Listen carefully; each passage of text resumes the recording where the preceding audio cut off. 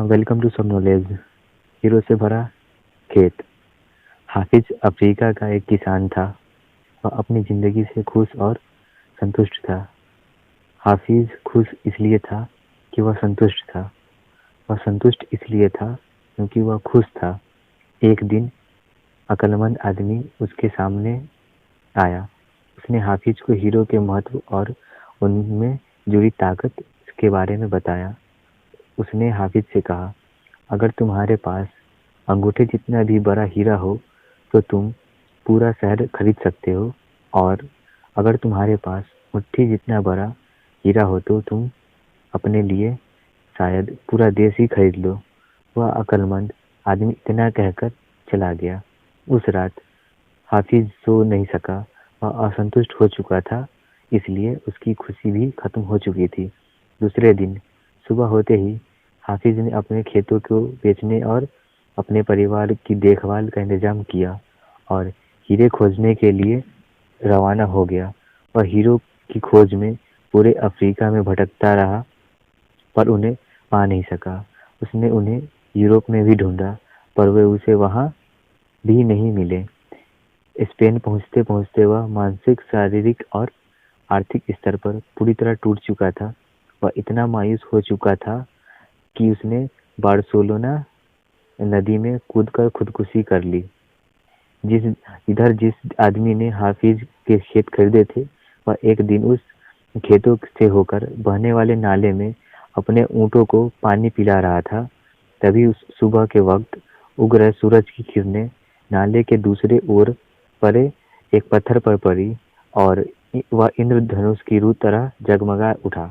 यह सोचकर कि वह पत्थर उसकी बैठक में अच्छा दिखेगा, उसने उसे उठाकर अपनी बैठक में सजा दिया।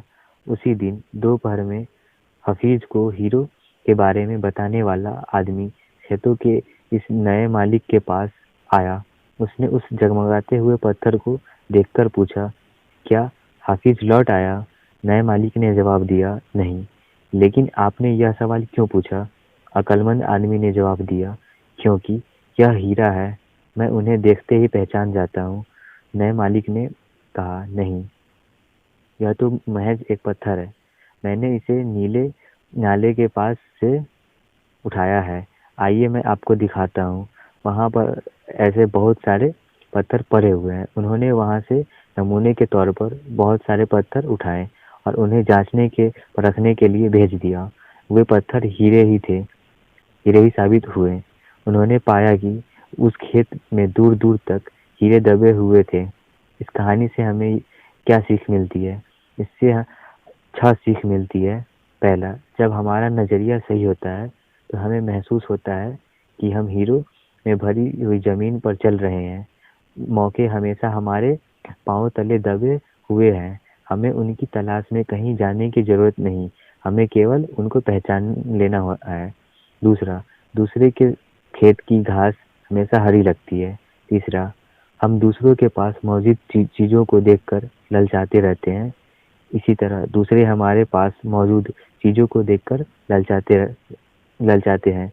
हमसे अपनी जगह की अदला बदली करने का मौका हासिल करके उन्हें खुशी होगी। चौथा, जिन्हें मौके की पहचान नहीं होती उन्हें मौके का खटखटाना और लगता है। पाँचवां, मौका जब आता है तो लोग उसकी अहमियत नहीं पहचानते, जब मौका जाने लगता है तो उसके पीछे भागते हैं।